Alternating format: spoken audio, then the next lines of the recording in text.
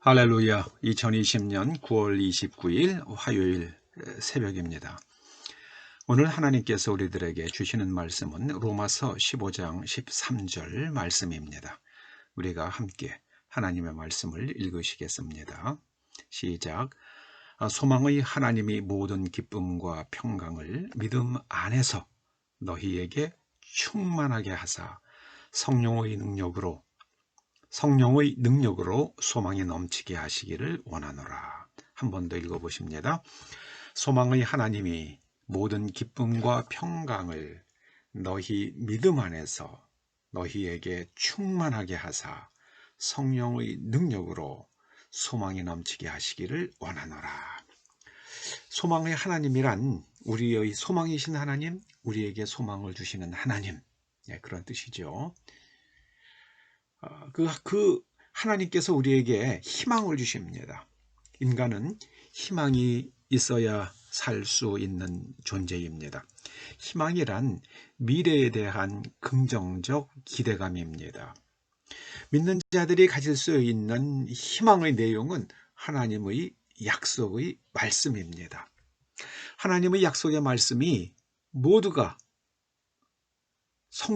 성취될 것을 믿을 때에 우리는 미래에 대해서 긍정적 기대감을 가질 수 있겠습니다. 흔히 6.25를 민족의 비극이라고 말합니다. 그런데 6.25를 거치면서 한 국가가 해결하기가 너무나 어려워서 불가능에 가까운 두 가지 문제가 해결되었기 때문에 남한이 오늘날 이만큼 살고 있는 겁니다. 첫째는 공산주의 문제가 해결이 되었습니다. 젊은 분들은 잘 모르지만 1947년경이라고 그렇게 기억이 됩니다만은 그때 우리나라는 미군이 우리나라를 통치하고 있었죠. 잠시 동안. 그때에 그 미 군정에서 남한 사람들의 의식을 조사한 적이 있습니다. 민주주의와 공산주의에 대한 선호도를 조사한 적이 있었다고 합니다. 그때에 남한 인구의 70%가 공산주의에 대해서 호감을 나타냈다는 겁니다.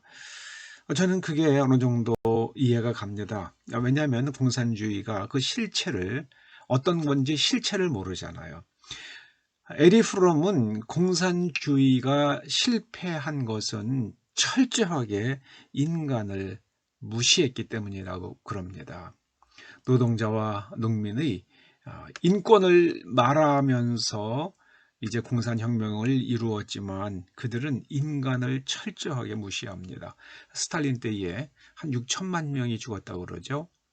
그리고 마오쩌둥도 그 문화혁명 기간 동안에 또 대약진 기간 동안에 얼마나 많은 사람을 죽게 만들었습니까? 줄자와 한 6천만 또 된다고 그럽니다.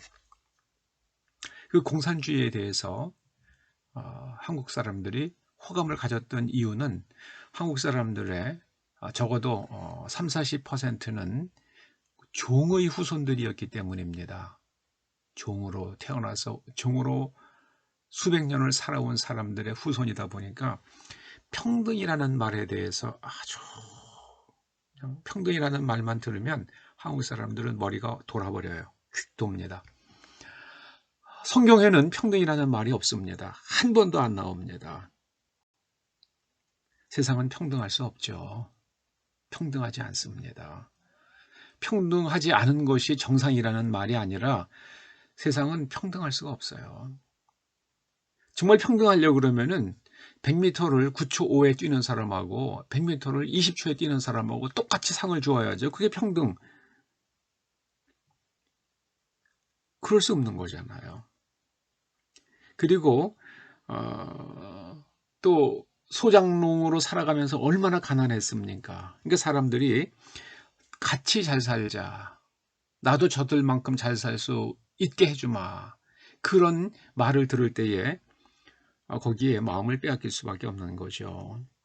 이 교회 안에서도 양반과 그 상인들의 구별이 있었죠. 연동교회와 묘동교회가 있습니다. 연동교회는 그 안에 백정들도 있었고 또 뭐 여러 그 천민들이 연동교회에 있었습니다. 그러자 그 교인들 가운데서 양반 출신들이 우리가 저 사람들하고 함께 신앙생활 할 수 없지. 그래가지고 그 양반들이 나가서 교회를 새로 세웁니다. 연동교회는 게일 선교사님이 개척한 교회죠.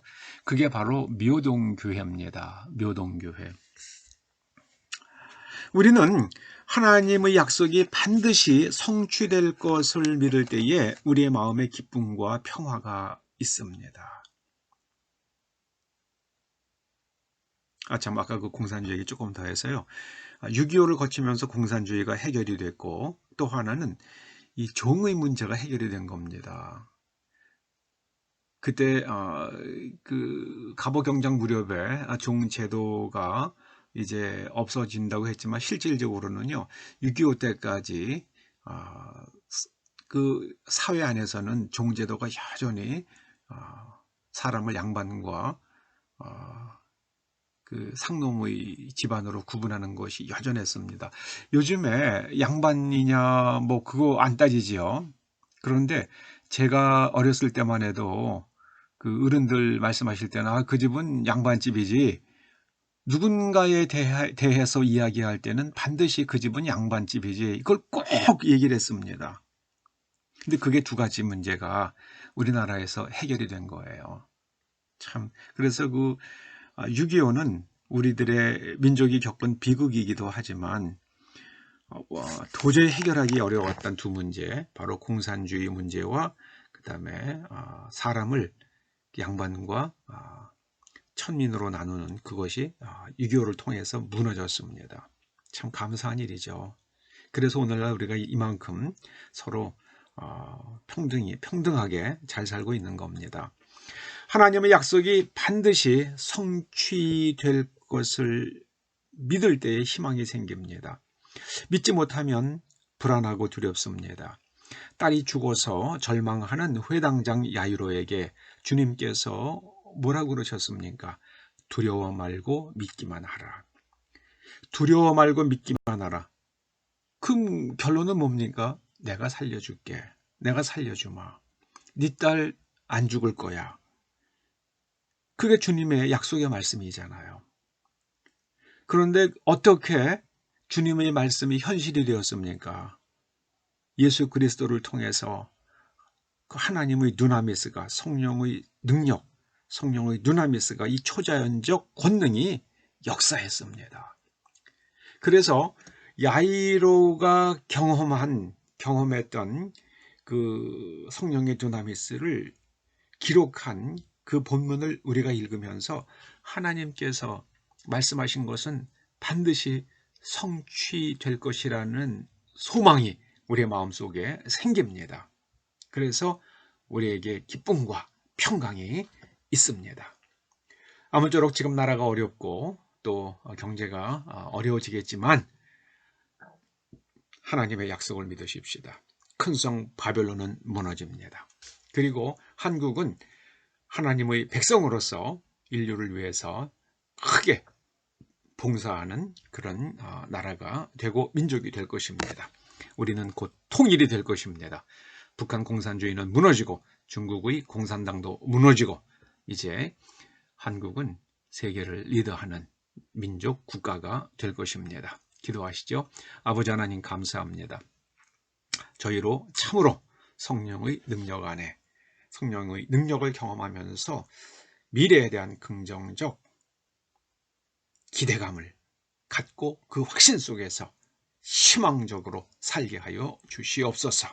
예수님의 이름으로 기도드립니다. 아멘.